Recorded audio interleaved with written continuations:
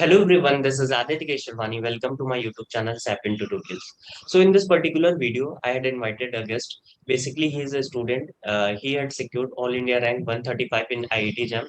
Also, इसने बहुत सारे इंटरव्यूज दिए हैं. Also, he had qualified आइजर Bhopal और उसने कुछ और इंटरव्यूज दिए थे, जैसे उसने टाइपर का इंटरव्यू दिया था, आईआईसी बैंगलोर का इंटरव्यू दिया, आइजर पुणे का भी उसने इंटरव्यू दिया. सो इन दिस पर्टिकुलर वीडियो हम जो भी उसका इंटरव्यू एक्सपीरियंस था वो डिस्कस करेंगे और साथ ही साथ में जो भी क्वेश्चंस पूछे गए थे इंडिविजुअल्स इंटरव्यूज में वो हम डिस्कस करेंगे. So first of all thank you Deepesh for coming in our channel. Thank you so much, Aditya, for inviting me to your channel and share my experiences. And I'm sure viewers will be delighted to know the questions. And actually, it will help to when I was thinking to give interview. I'm just revolving around other channels so that I can get some of the questions what they ask, what the professors to ask, etc. etc. So I think that will be beneficial to future my juniors to या know of the course question it will. that they. अच्छा, सो सबसे पहले ये बताओ यार, अभी कैसा लग रहा है? आईआईटी दिल्ली तुम जा रहे हो और तुमने इतने सारे इंटरव्यू एक्सपीरियंस किया, आइजर भोपाल में भी सिलेक्शन हो चुका है. सो अभी कैसे फीलिंग है?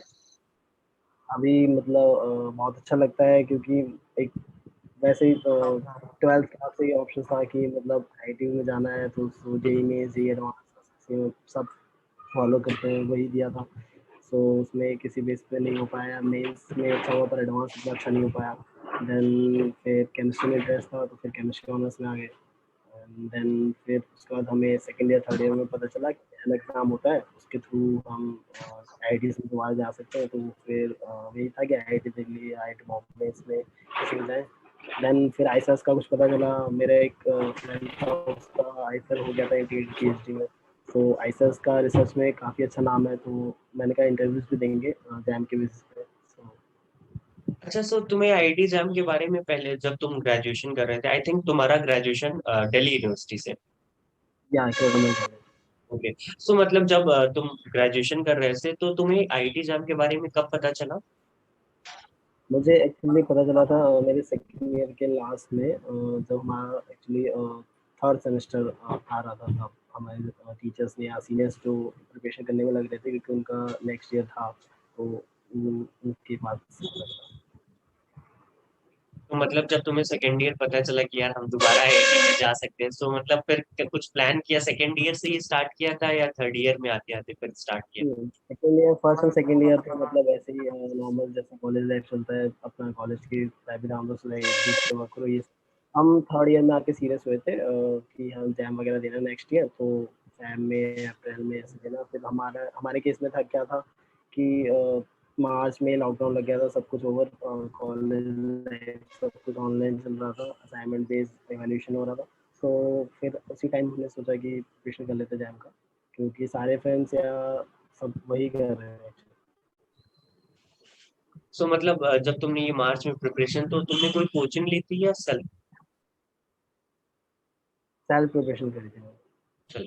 अच्छा, तो इन बीच में जब तुमने स्टार्ट किया, सोचा कि यार अब मुझे आईआईटी जैम की प्रिपरेशन करनी, तो कहीं ना कहीं ये स्टूडेंट को अक्सर लगता है कि यार, क्योंकि हमको यही लगता है कि कोचिंग बहुत जरूरी होती है. तो उस टाइम पे तुम्हें क्या लग रहा था, कोचिंग लेना सही है या खुद से हो जाएगा? मतलब ये डिसीजन कैसे लिया तुमने?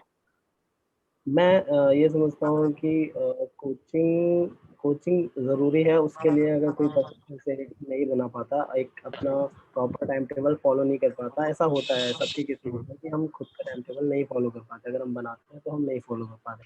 लेकिन कोचिंग एक्चुअली क्या प्रोवाइड करता है तुम्हें एक सिंसियरिटी देगा. तुम जब एक पेमेंट करोगे एक सम अमाउंट पेमेंट करोगे देन उसके बाद उनका कुछ टाइम टेबल होगा स्केड्यूल होगा कि तुम्हें ये लेक्चर आज होंगे तुम्हें देखने. तो एक उनके अंदर सिंसियरिटी आ जाती है कि मुझे इतना तो अटेंड करना ही है.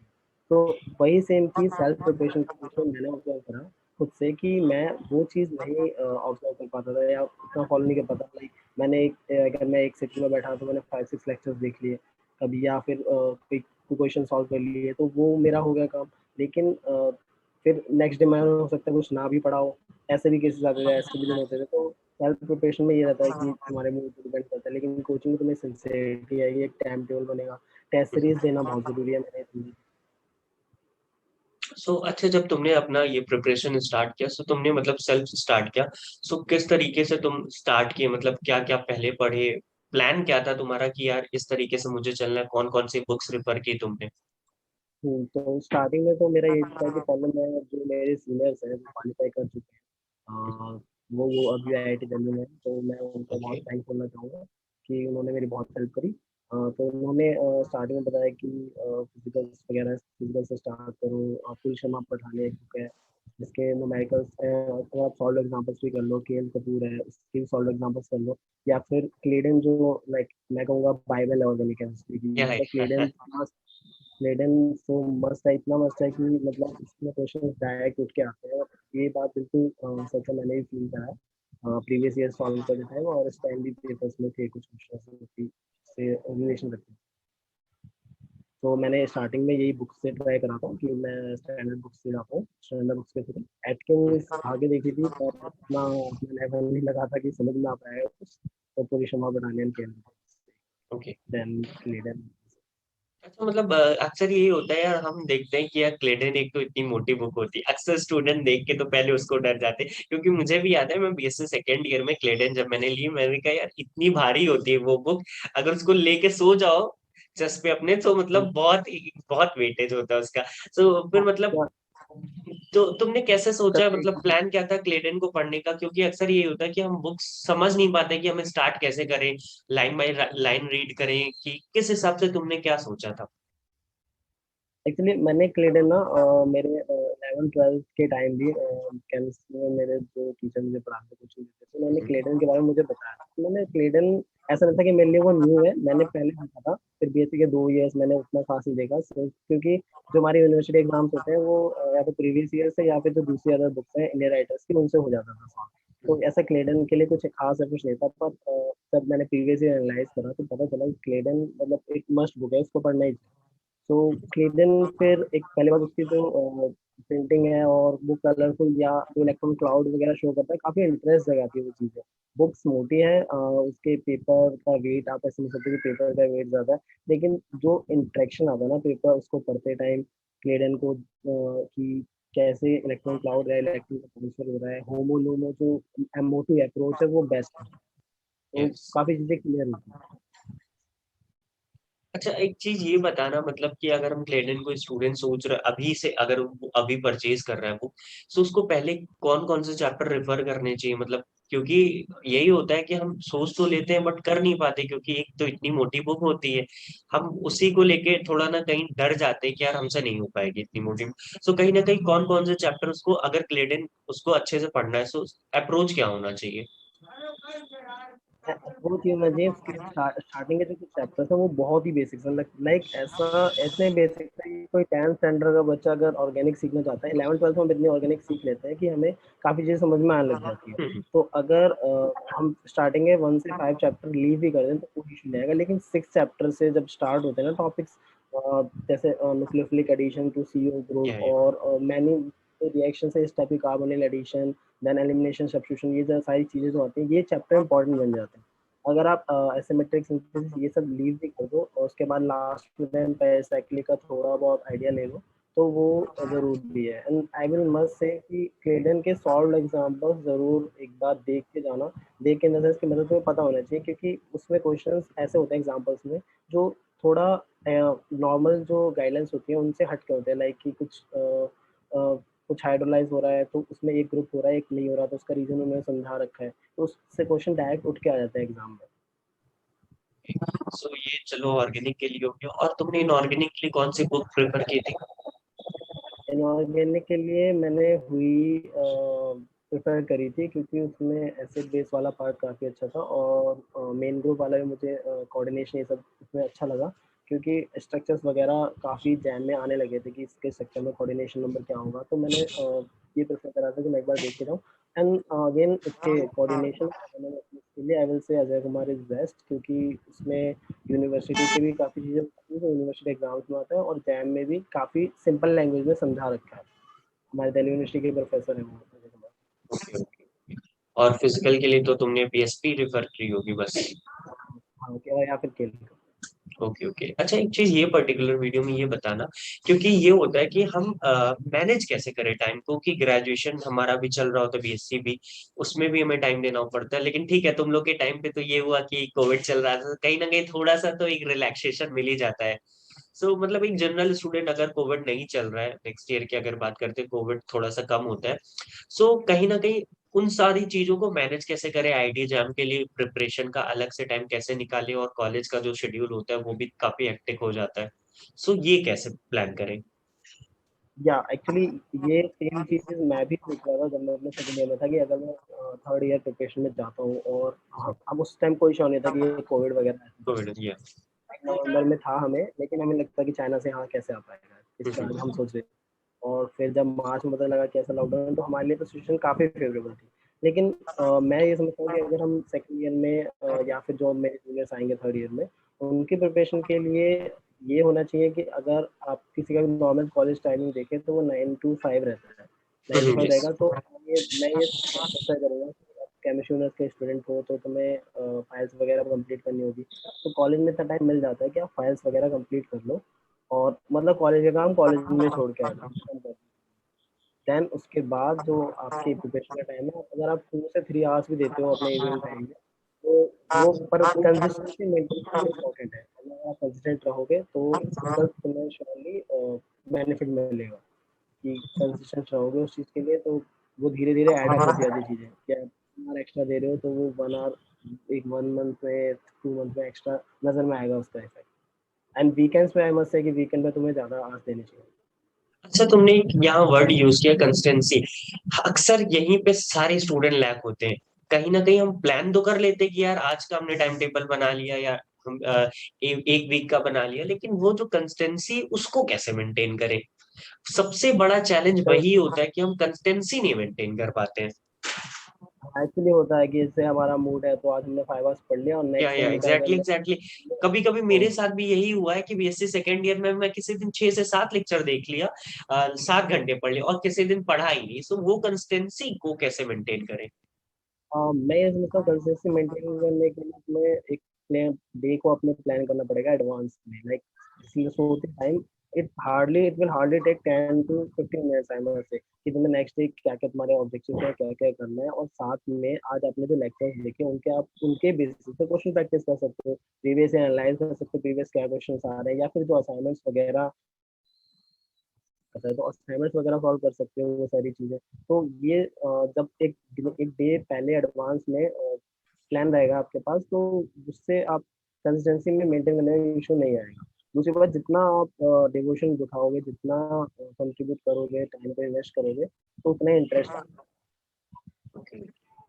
अच्छा, मतलब ये सारी चीजें हुई, तो तुमने सिलेबस ऑलमोस्ट कब तक खत्म कर लिया था अपना? मैं सिलेबस लाइक मेरा सिलेबस अगस्त एंड तक फिनिश हो गया था और मैं टेस्ट सीरीज वगैरह इन्वॉल्व हो गया था टेस्ट सीरीज वगैरह देने अच्छा, के लिए। मतलब तुमने ये अगस्त तक में ही सिलेबस फिनिश कर लिया था? हाँ, मीन्स और छोटे-मोटे टॉपिक्स बचे थे लाइक जो लर्निंग टाइप के रहते हैं, जैसे सॉल्ट एनालिसिस टाइप्स, या फिर और थोड़ा फिर बहुत भी मेरा मतलब मुझे लग रहा है का तुम्हारा सिलेबस जो था काफी, क्योंकि मुझे पता है मैं बहुत सारे स्टूडेंट से टच में हूँ। सो कहीं ना कहीं अगर हम कोचिंग भी प्रेफर करते हैं तो दिसंबर तक तो हमारा सिलेबस खत्म होता है। लास्ट का एक महीना हम सिर्फ रिवीजन के लिए देते हैं। तो मतलब ये तुमने जैसा बुक से ही प्लान किया था सब पढ़ना, सो कहीं ना कहीं इतना जल्दी सिलेबस कैसे, मतलब एक दिन में कितना टाइम दे रहे थे? मैं 5 टू 6 आवर्स तो दे ही रहा था। बस वही कि मेरा टाइम ये नहीं था कि मैं मॉर्निंग में दे रहा हूँ या इवनिंग में दे रहा हूँ। बस मुझे इतना देना था कि इतना टाइम देना है, तो उस तरीके से वो सूटेबल हो रहा था। कि मतलब आप भले ही मॉर्निंग में नहीं हो पाया, हो सकता है काम आ जाए क्योंकि हम घर पे थे तो कुछ ना कुछ काम आ जाता था। यस लेकिन यस। वही मॉर्निंग में भी पॉसिबल है तो आप स्लॉट्स में दे दो, 1 आवर अभी दे दिया, फिर कुछ टाइम ब्रेक लेते हैं, उसके बाद अगला स्लॉट। तो वो स्लॉट में रहता है, इंटरेस्ट जगा रहता है। लॉन्ग मैराथन भी दे सकते हो किसी दिन लॉन्ग मैराथन नहीं बैठ सकते तो स्लॉट्स में डिवाइड कर सकते हो। ओके। सो अच्छा, मतलब जब तुमने अगस्त में सिलेबस खत्म कर लिया, उसके बाद तुमने टेस्ट सीरीज देना स्टार्ट किया, सो टेस्ट सीरीज में तुम्हारा परफॉर्मेंस कैसा रहा?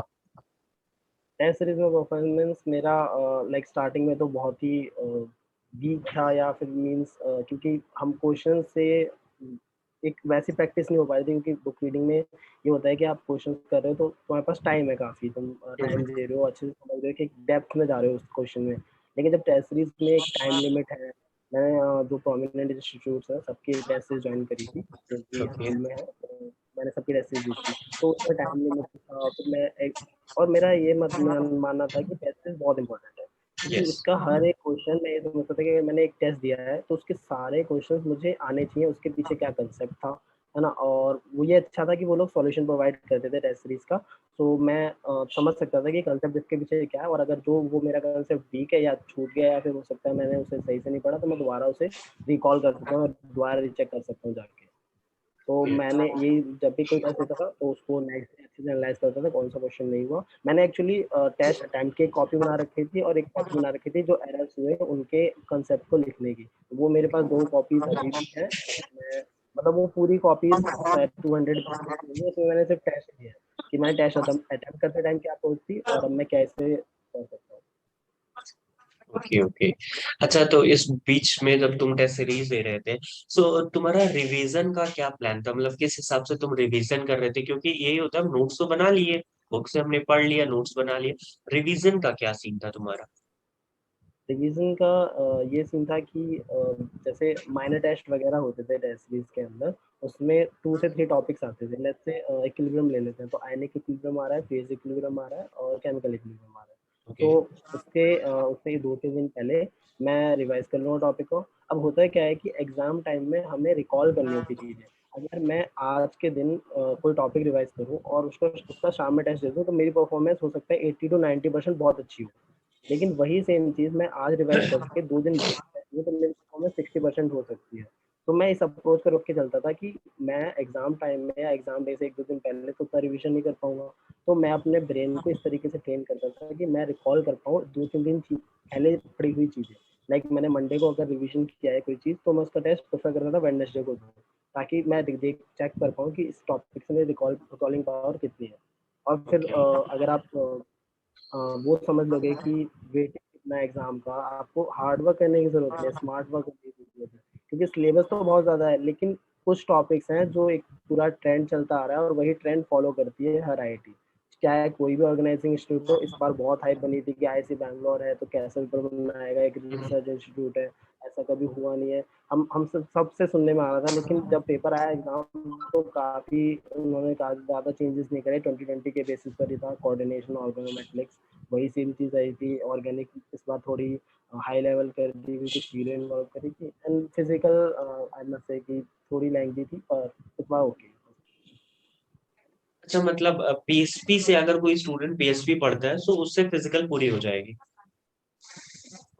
हाँ, आई थिंक उससे हो जाएगी अगर आप सॉल्व एग्जांपल सारे सॉल्व कर लो और आपको कांसेप्ट पे ध्यान देना है। भले ही आप क्वेश्चंस थोड़े कम सॉल्व कर लो, लेकिन कांसेप्ट आप में क्लियर होना चाहिए। प्रीवियस ईयर अच्छे से एनालाइज करना ज़रूरी है। ओके। सो अच्छा, इस बीच में जब तुम्हारा ये पेपर का जनवरी का मंथ चल रहा था, तो इस टाइम पे तुम्हारा क्या चल रहा था स्ट्रेटेजी? क्योंकि लास्ट का मंथ जनवरी में का अक्सर हम थोड़ा सा परेशान होते हैं। या वो सब मेरे को भी फ़ील होता था कि मतलब मैंने कोई टॉपिक कहीं बहुत जल्दी सिलेबस कंप्लीट करने में कोई छोड़ तो नहीं गया, स्किप तो नहीं हो गया, या फिर किसी टॉपिक में मेरा वीक है तो उसका क्वेश्चंस आ गया तो मैं कैसे हैंडल करने वाला हूँ सिचुएशन को। या उस टाइम मैं मेरी एक और दूसरे इंस्टीट्यूट की टेस्ट सीरीज़ भी चल रही थी, तो मेरा रिवीजन मतलब कभी रुका नहीं था। मैंने 10 टू 12 टाइम्स तो मेरे नोट्स मेरी आँखों के सामने से गए होंगे, क्योंकि ओके। टेस्ट सीरीज़ मैंने इतनी की थी। तो जनवरी में भी मेरा रिवीजन ही चल रहा था। नेक्स्ट डे टेस्ट है कुछ टॉपिक है लाइक कोऑर्डिनेशन और केमिकल बॉन्डिंग, तो मैं उनको रिवीजन कर रहा हूँ नोट्स का। तो ओके। ऐसे ही चलता है। अच्छा, ये बताना, जैसे अक्सर ये होता है कि हम पहले से प्लान करके जाते हैं कि आईटी जैम में हमारा ये पेपर है, तो ये 3 सेक्शन है, उनको हम पहले प्लान करते हैं। कुछ स्टूडेंट हैं जो प्लान करके जाते हैं कि पहले ये सेक्शन करेंगे। तो तुमने भी कुछ ऐसा प्लान किया था क्या कि मैं पहले ये सेक्शन करूंगा? मेरा यही था कि मैं जो पहला सेक्शन ए होता है एमसीक्यू टाइप होता है उसमें अपना फुल पोटेंशियल दूंगा, बिकॉज वो सबसे ज़्यादा मार्क्स वाला टॉपिक है, सबसे ज़्यादा मार्क्स वाला सेक्शन है, क्योंकि उसी से हमारे ज़्यादा मार्क्स बनेंगे। और 1 मार्क्स के 10 क्वेश्चन होते हैं, 2 मार्क्स के 20 क्वेश्चन होते हैं, तो वो यस। टोटल 30 क्वेश्चन है। तो मुझे अपना फुल पोटेंशियल उनमें देना है। देन उसके बाद मेरे को न्यूमेरिकल में जाना है, जो भी न्यूमेरिकल आंसर टाइप है जो मेरे से हो जाएंगे शॉर्ट शॉर्ट फिजिकल मैं सॉल्व कर लूँगा, या जो भी जिस टाइप का भी आता है। एंड देन अगर कोई लैंग्वेज है तो मैं स्किप करके एमएसक्यू अटेम्प्ट करूँगा। तो मेरा ये था कि MCQ then NAT and then MSQ. Okay okay okay. अच्छा ये बताना कि ये जो 3 आवर्स होते हैं एग्जाम के, इसको मतलब इसमें खुद को कामनेस कैसे लाएं, क्योंकि यही 3 आवर्स पूरा बना भी देते हैं, खराब भी कर देते हैं, यही 3 आवर्स बहुत हाँ, इंपॉर्टेंट होते ये फीलिंग मेरे को लगता है सबको याद है, बिकॉज़ हम जब एग्ज़ाम हॉल में थे तो मेरा एक फ्रेंड भी था कॉलेज का, तो वो भी था, तो हम मतलब एक-दूसरे की शक्लें ही देख रहे थे हैं। कि क्या क्या कैसा पेपर है, क्या आने वाला है। सो फिर जब हम पेपर आया तो मैं सोचता हूँ कि पहला क्वेश्चन बहुत इम्पोर्टेंट हो जाता है कि आपसे होगा या नहीं होगा। या नहीं हो गया। तो हाँ, तो पहला क्वेश्चन पेरिसाइकिल का था। हाँ, वो मुझे ईज़ी लगा क्योंकि स्टील वगैरह केटल से आ गई थी, और बाकी मैंने 2 थोड़े।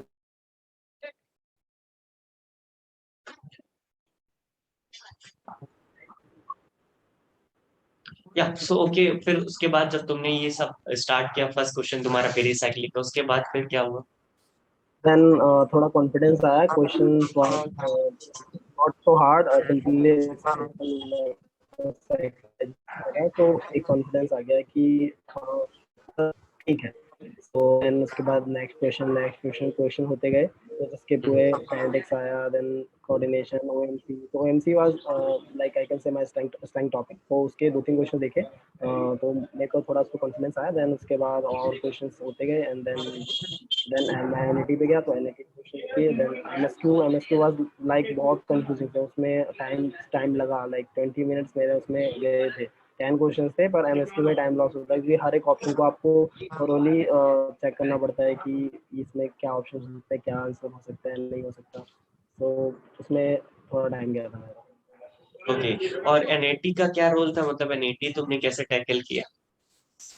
NIT must I must say कि इस बार लेंदी थे। आई वाज नॉट सेइंग कि हार्ड थे, सिंपल फॉर्मूला बेस्ड थे एनआईटीज, लेकिन जो क्वेश्चन थे वो लिटरली बहुत लेंदी थे कि हमने जो क्वेश्चन अगर आते भी हैं तो हमने सिंपली फॉर्मूला अप्लाई करो हो जाता था। लेकिन इस बार काफ़ी चीज़ें, जैसे वो स्पेक्ट्रोस्कोपी का था, फिजिकल स्पेक्ट्रोस्कोपी का, कि उसमें बॉन्ड लेंथ बतानी थी, तो उसमें हमें पूरी चीज़ें डायरेक्ट अप्लाई करनी थी। लाइक इतना तो लेंदी किसी यूनिवर्सिटी एग्जाम्स में भी नहीं आता कि आपको इतना सारा सॉल्व करना पड़ेगा। देन करना था और सिर्फ एग्जैक्ट आंसर लिखना था, तो उसमें मेरा टाइम गया था, लाइक 10 मिनट्स मैंने दिए थे कि मैं क्वेश्चन सॉल्व कर सकता हूँ। तो वो हो गया था, पर टाइम लगा था। देन ऐसे ही एक दो क्वेश्चन और थे, कुछ क्वेश्चन ईजी थे, लिटरली बहुत ईजी थे एनआईटी में, कि सारे हार्ड नहीं थे। बस वही ना कि अगर आप सीख गए कि आपको कौन सा क्वेश्चन छोड़ना है और कौन सा क्वेश्चन करना है, आपका सिलेक्शन हो जाएगा। Okay okay. ये आप अगर आपने आपने बिल्कुल नहीं लेना कि कोई क्वेश्चन नहीं हो रहा तो फिर इसको लगेगा कि अरे मैंने टॉपिक अच्छे से पढ़ा है तो मैं तो ऐसे नहीं है ना, क्वेश्चन कुछ कुछ क्वेश्चन आते ही हैं जो हमें खोजने हैं, नेट स्क्रॉल नहीं करना आपको, ओके ओके। तो सिंपली टाइम वेस्टिंग है।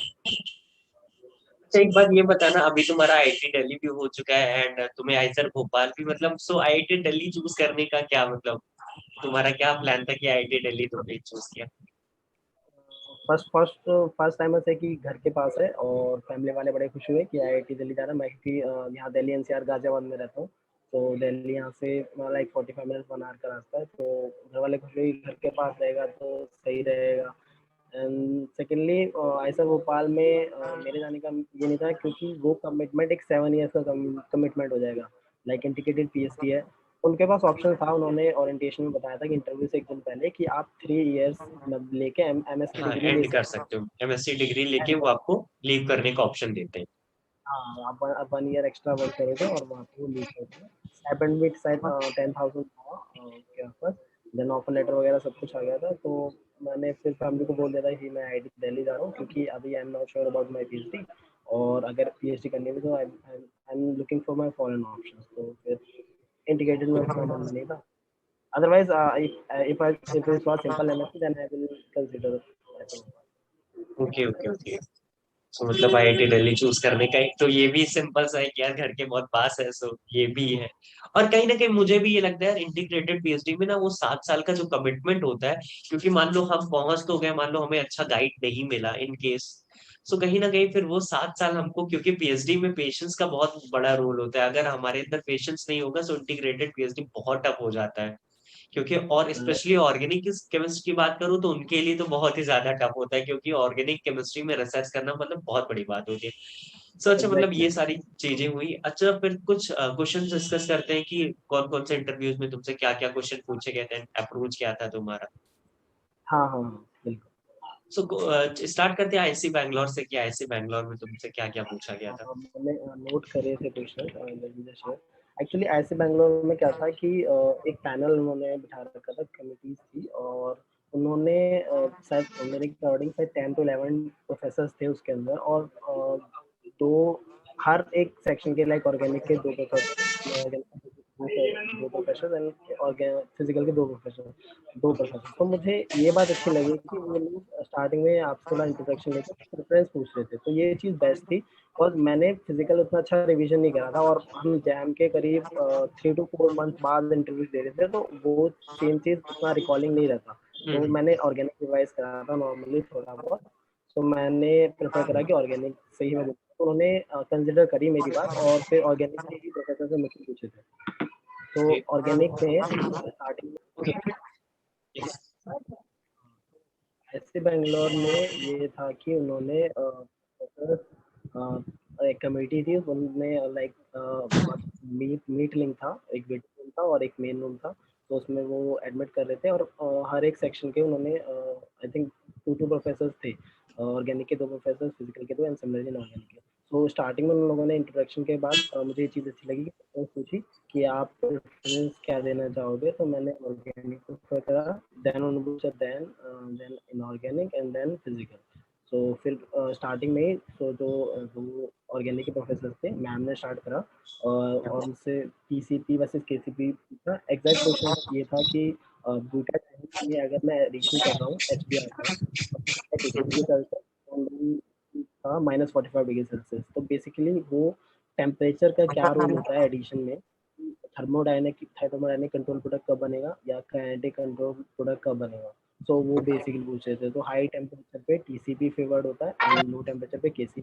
तो इसका एक्सप्लेनेशन मांगा था। तो ये चीज़ मैंने मेरे को पता थी कि 1,4 एडिशन कब होता है और 1,2। तो सॉल्व हो गया था कि 1,2 काइनेटिक प्रोडक्ट होता है एंड 1,4 केसीपी, तो टीसीपी।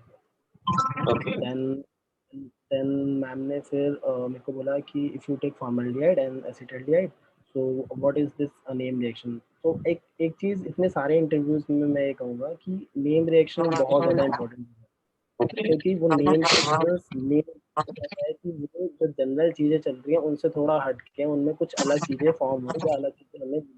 तो नेम रिएक्शन का रोल काफ़ी इंपॉर्टेंट हो जाता है। अगर आप ऑर्गेनिक बोल रहे हो ना, तो वो नेम रिएक्शंस के लिए तैयार हो, किसी भी टाइप के नेम रिएक्शन। तो क्रॉस एल्डोल रिएक्शन से ट्रीटमेंट कराया। देन फर्दर उन्होंने कंडेंसेशन ना बोल के बोला कि आप इसको फर्दर रिएक्ट कराओ। तो वो बेसिकली अगर और एसिडिक हाइड्रोजन है तो वो फर्दर रिएक्ट कर जाएंगे। तो देन प्रोडक्ट कंडेंसेशन ना बना के, alpha beta unsaturated carbon compound ना बना के, अगेन वहाँ पर एक और जो एल्डिहाइड ग्रुप था उसको अटैच कराना था। ओके। देन उसके बाद बोला बेंजल्डिहाइड लो and add KCN to it. तो विच रिएक्शन इज दिस। तो मुझे याद था कि बेंजोइन कंडेंसेशन है, तो प्रोडक्ट बनवाया, वो सिंपली फॉर्म हो गया। देन तो मैम वाज ओवर, मैम ने कहा ठीक है मेरी तरफ से ओके। देन एक और प्रोफेसर थे ऑर्गेनिक के, क्योंकि मेरी प्रेफरेंस ऑर्गेनिक थी, तो दो प्रोफेसर ने मेरे को क्वेश्चन ही करी ऑर्गेनिक। तो अब जब सर आए तो उन्होंने मेरे से कार्बिन के बारे में पूछा। कार्बिन इलेक्ट्रोफिलिक, उसके नेचर के बारे में, कैसे ऑर्बिटल्स में उसका सिंगलेट स्टेट, ट्रिपलेट स्टेट क्या होती है, ये सारी चीज़ें। एंड देन फिर उन्होंने जो हम डायरेक्ट रिएक्शन बहुत समझते हैं कि एनिलीन की रिएक्शन हम NaNO2 से करते हैं HCl, और साथ में कुछ टेम्परेचर कंडीशन होते हैं जो कि 0 to 5 डिग्री सेल्सियस होते हैं। तो 0 to 5, वो या। भी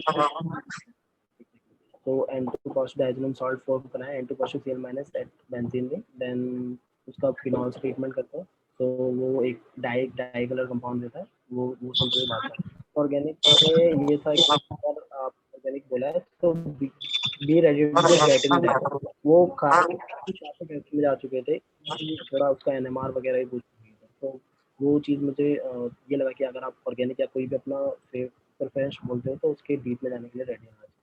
देन ओके। इनऑर्गेनिक आए तो PCl5, ACl5, एग्जैक्टली SPCl5, इसका हाइड्रोलिसिस पूछा था, हाइड्रोलिसिस का प्रोडक्ट वगैरह जो प्रिपेयर करते हैं, ये सब पूछा था। और मेरा अप्रोच ये था कि क्लोरीन का ऑर्बिटल साइज सीबी सेम होता है, तो क्या मीन्स किसका हाइड्रोलिसिस फास्टर होगा? तो आई गेस से कि SbCl5 का ज़्यादा होगा, बिकॉज़ उसमें ऑर्बिटल ओवरलैपिंग इतनी अच्छी नहीं है जितनी PCl5 के अंदर है।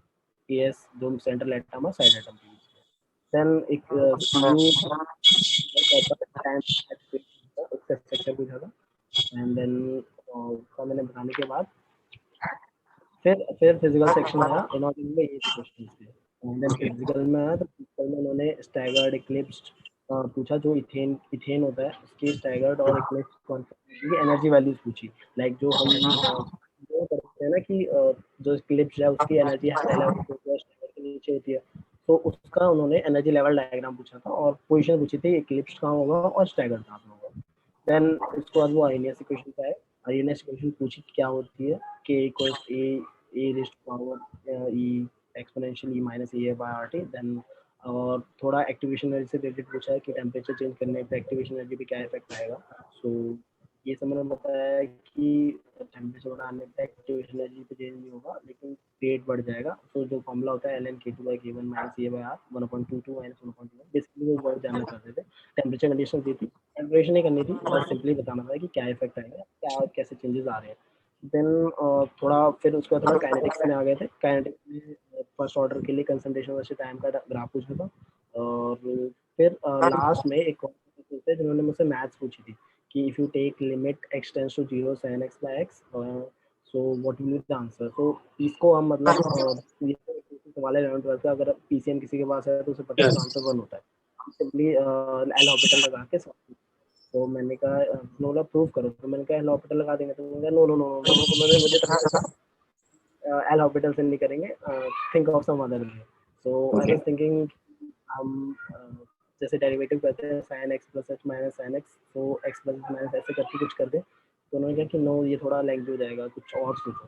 तो फिर उन्होंने थोड़ा हिंट दिया कि sin x का तुम कुछ एक्सप्लेनेशन याद है तुम्हें, तो फिर मुझे तुरंत स्ट्राइक करा कि x minus x cube by 3 factorial ऐसा कुछ होता है, तो हम उसमें से x कॉमन लेंगे, बाकी टर्म्स स्मॉल हो जाएंगे और x से x कैंसिल होकर 1 बच जाएगा। तो ये मुझे अच्छा लगा था कि वो थोड़ी बहुत हिंट भी देते हैं, मतलब सारे ऑर्गेनिज्म अगर मैं कहीं पे जैसे में थोड़ा जब वो डीप में एंटर कर रहे थे तो मुझे थोड़ा प्रॉब्लम आ रहा था, तो वो थोड़ी हिंट दे रहे थे कि इस सेक्शन में होता है, तो तुम बता सकते हो कि क्या अप्रोच रहेगा। तो ये कहीं काफी सही था। सो ये ये ऐसे बैंगलोर का था, सारे क्वेश्चन जो मैंने डिस्कस। इसमें भी 2 राउंड हुए थे कि 1 राउंड हुए थे? एक ही राउंड था, ऐसे बैंगलोर का एक ही राउंड था, पर सब प्रिफरली मैंने जितना सुना था सब कहते थे 2 राउंड होते हैं, पर मेरे सारे जो बैचमेट्स थे उनका एक ही राउंड हुआ था, और फिर उसके बाद ओके मेल्स वगैरह आ गए। Okay okay. सो मतलब जब इंटरव्यू खत्म हुआ तो कुछ बताया उन्होंने, मतलब थोड़ा सा हिंट दिया था कि मतलब कैसा हुआ है इन सब से रिलेटेड? नहीं ऐसा तो कुछ नहीं दिया, पर उन्होंने बोला था कि you will be notified next week, whatever other further we are whatever we are going to etcetera. Okay okay चलो ओके ओके, मतलब अच्छा था, मतलब काफी तुम्हारा अच्छा, मतलब जो मुझे लग रहा है सुन के हाँ तो काफी इंटरेक्शन अच्छा। काफी अच्छा था। हाँ इंटरेक्शन काफी अच्छा था, बट आई मस्ट से कि थोड़ा कहीं ना कहीं थोड़ा बहुत होगा कि नहीं हुआ सिलेक्शन। Okay okay. सो फिर उसके बाद नेक्स्ट इंटरव्यू तुमने किसका दिया था? नेक्स्ट इंटरव्यू मैंने टिफर हैदराबाद का दिया था। ओके, सो टिफर हैदराबाद के कैसा एक्सपीरियंस रहा और क्या क्या क्वेश्चंस पूछे गए थे? टिफर हैदराबाद का एक्सपीरियंस ऐसा था कि मीन्स काफ़ी मतलब प्रोफेसर्स काफ़ी कूल कूल टाइप थे वहाँ पे, मतलब उनका वीडियो वगैरह ऑन था, आईआईटी बैंगलोर में था कि वीडियो ऑन नहीं था किसी का, पर इंटरेक्शन मतलब ऐसा नहीं होता कि सिर्फ वॉइस आ रही थी तो हम रिप्लाई दे रहे थे, लेकिन टिफर हैदराबाद में सारे प्रोफेसर के कैमराज ऑन थे, you can see where they are sitting, पीछे का बोर्ड है ये सब। So they were asking some spectroscopy techniques, spectroscopy से स्टार्ट करा, ऑर्गेनिक से स्टार्ट करा, उन्होंने प्रेफरेंस पूछी थी। मतलब यहाँ पे और भी तुम्हें प्रेफरेंस पूछी गई थी कि?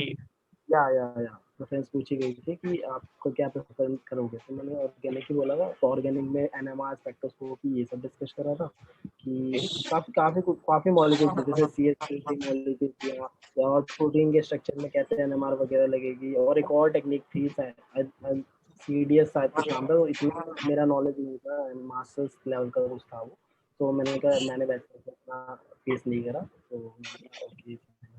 देन इतना ही था, देन उसके बाद एक और मैथ्स के प्रोफेसर थे, उन्होंने मुझसे साइन एक्स का ग्राफ वगैरह पूछा, साइन एक्स के ग्राफ में अगर हम मॉडुलस लगा दें तो क्या चेंजेस आएंगे, वो सिंपली जो नेगेटिव पार्ट है वो पॉजिटिव हो जाता है। पॉजिटिव हो एंड जाता है।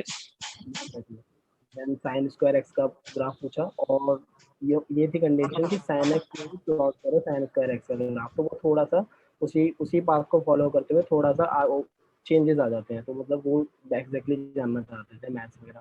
तो मैं थोड़ी बहुत कुछ इंटरव्यूज में पूछता हूँ, नहीं पूछते, मेरे कुछ फ्रेंड्स से पूछा था, किसी में नहीं पूछा। सेम आईआईटी बैंगलोर के केस में। देन नेक्स्ट प्रोफेसर थे जिनके, उन्होंने मुझसे पूछा कि तो बेसिकली वो रीमर टीमर रिएक्शन पूछना चाह रहे थे, मतलब okay. What is your favourite name reaction, तो फेवरेट नेम रिएक्शन भी पूछ रहे थे, तो मैंने कहा रीमर टीमर रिएक्शन। तो मैंने फिर मेरे 3 मॉलिक्यूल दिए, 3 कंपाउंड दिए actually, phenol, then aniline, then pyrrole, और बोला if I do the Reimer Tiemann reaction, you know the you have या said this is your favourite reaction, तो जस्ट फॉर्मूला प्रोडक्ट। तो आई CH3 KOH कंडीशन होती है उसकी, reamer Tiemann reaction की। या और फिर तो हम लोग क्या पढ़ते हैं कि ये एसिटिल्ड बनाने का हमारा CHO ग्रुप लग जाता है फिनॉल के साथ, जैसे उसके ऑपोजिट है। तो फिर उसके बाद उसका क्वेश्चन आया एनिलीन का, तो एनिलीन के लिए मेरे को डायरेक्ट ऐसे याद नहीं था कि मतलब क्या होता है, तो फिर मैं अपना मैकेनिज्म अप्रोच कर रहा था। पर मुझे इतना पता था कि इसमें NH2 ऑर्थो वाले पोजीशन पे तो नहीं लगने वाला CHO, नाइट्रोजन यहाँ पे इजीली डोनेट कर देते हैं अपने lone pairs rather than oxygen नहीं कर पाता। तो यहाँ पे नाइट्रोजन सेम मैंने जो अप्रोच लगाई थी वो ठीक थी। मैंने मतलब उस टाइम गैस किया था क्योंकि सीधा इंटरव्यू में बैठा था, और बाद में मैंने जब इंटरव्यू के बाद रीचेक किया तो मेरा वो सही था, मुझे अच्छा लगा कि मैंने सही अप्रोच करा। तो वो नाइट्रोजन और उनके CCl2 इलेक्ट्रोफिलिक कार्बन थी, उसे डोनेट करा। देन उसके बाद जो बेस था वो H को लेके जा रहा था, दोनों H को जो N से अटैच थे। अच्छा, मतलब ये और जो जो एनिलीन के नाइट्रोजन था वो डायरेक्टली कार्बाइन पे अटैक करता है। हाँ नाइट्रोजन का नाइट्रोजन डायरेक्टली कार्बन पे अटैक करता ओके ओके ओके। है। अच्छा, और उसके मतलब बाद जो ऐसा बेस कुछ रीजन अगर मतलब पूछा भी जा सकता था कि फिनॉल के केस में तो ऐसा नहीं होता कि कि इलेक्ट्रोनेगेटिविटी का डिफरेंस है, बट ऐसा क्यों हो रहा है कि फिनॉल का OH जो है वो डायरेक्टली क्यों नहीं अटैक कर रहा है और NH2 का OH लोन पे डायरेक्टली अटैक कर रहा तो मैंने उनको कंडीशन ये बताई थी कि नाइट्रोजन लेस इलेक्ट्रॉन नेगेटिव है, तो वो इजीली डोनेट करता है। इलेक्ट्रोफिलिक कार्बन तो बहुत ज्यादा रिएक्टिव होता है, कार्बन बहुत ज्यादा रिएक्टिव होता है, मतलब इतना ज्यादा रिएक्टिव है कि कई बार वो बेंजीन जैसा न्यूक्लियोफाइल है उसकी एरोमेटिसिटी भी ब्रेक कर देता है, तो मींस काफी काफी ज्यादा रिएक्टिव वो स्पीसीज है है। एक ओके ओके। कार्बन, तो फिर इसलिए वो डोनेट कर देगा। देन बेसिकली कंडीशन में वो जो दोनों एच है नाइट्रोजन, वो एब्स्ट्रैक्ट हो जाएंगे, और बेंजीन पे एक NC ग्रुप अटैच हो जाएगा जो हम बोलते हैं आइसोसाइनाइड। तो अच्छा। ये अप्रोच ठीक था मेरा। तो उन्होंने एक्चुअली मतलब जैसे मैं अभी बता रहा हूँ, तो उन्होंने पेपर ऐसे शो करने को बोला कि पेपर शो करो जो तुमने ड्रॉ करा है, तो एग्जैक्ट मैंने वही सेम चीज ड्रॉ करी है, मेरे पे वही पेपर है इंटरव्यू दिया। Then okay. पायरोल के केस में आए, तो पायरोल के केस में 2 कंडीशन बनती है, और ये हमारा एक प्रीवियस ईयर भी है कि पायरोल लिमिट एक्सट्रैक्शन करते हैं तो वो रिंग एक्सपेंशन वाला केस होता है, या और उस बहुत अच्छा 5 से मैकेनिज्म है 6 ट्वेल्थ मेंबर के में बाद। रिंग हो जाती है। हाँ वो प्रीडीन का फॉर्मेशन जो होता है। तो या सो एक कंडीशन ये थी कि सिंपली एन के और सेकंड पोजीशन पे CH ग्रुप लग जाएगा पायरोल के ग्रुप पे। एंड सेकेंडली जो दूसरा पॉइंट था वो ये था कि पायरोल के मैकेनिज्म में रिंग एक्सप्रेशन होगा, तो उन्होंने बोला कि मैकेनिज्म, तो take your time, draw proper mechanism. तो मैंने वो एग्जैक्ट मैकेनिज्म बनाया था, सारी अप्रोच लगा के प्रोटीन का फॉर्मेशन हुआ था, तो वो professor was very happy organic का। देन फिर उसके बाद उन्होंने मुझसे बेंजोफिनॉल लेने को बोला, और एसाइलोइन कंडेंसेशन सोडियम, देन मैग्नीशियम के साथ कुछ रिएक्शन थी वो सब करवाई। पिनाकोल जो फॉर्मेशन होता है या पिनाकोल का फॉर्मेशन करा रहे थे, ये सारी चीजें। फिर उसके बाद उन्होंने जो बेंजाइन का फॉर्मेशन होता है, सो बेसिकली वो बेंजाइन फॉर्मेशन में ये जानना चाह रहे थे कि फ्लोराइड और सिलिकॉन का जो इंटरेक्शन होता है ना, वो काफी स्ट्रांग होता है, मतलब फ्लोराइड जो भी फ्लोराइड डोनर होगा वो सिलिकॉन को एक तरह से लीविंग ग्रुप बना देता है। तो उन्होंने 2 कंडीशन दी थी, बेंजीन था एक SiMH ग्रुप था, उसके जस्ट बगल में OTF था। तो फ्लोराइड एक रीजन दिया था उन्होंने, tertiary butyl NH4 positive F minus. तो वो एक बेंजाइन का फॉर्मेशन कर रहा था। एक कंडीशन थी ऑर्थो पे, एक कंडीशन थी पैरा पे। अब पैरा पे एक्चुअली बेंजाइन फॉर्मेशन नहीं हो सकता क्योंकि वो दोनों अपोजिट ग्रुप है, तो वो दोनों एक साथ लीव नहीं कर पाएंगे, लेकिन पैरा ऑर्थो पे चीज पॉसिबल थी, तो वो बेंजाइन कंडीशन की रिएक्शन पूछना चाह रहे थे। तो मैंने ये रियलाइज करा कि टेक्टर हैदराबाद में उन्होंने ऑर्गेनिक से काफी काफी काफी ज्यादा सवाल पूछे, मतलब इतने क्वेश्चन किसी इंटरव्यू में नहीं पूछे गए मुझसे।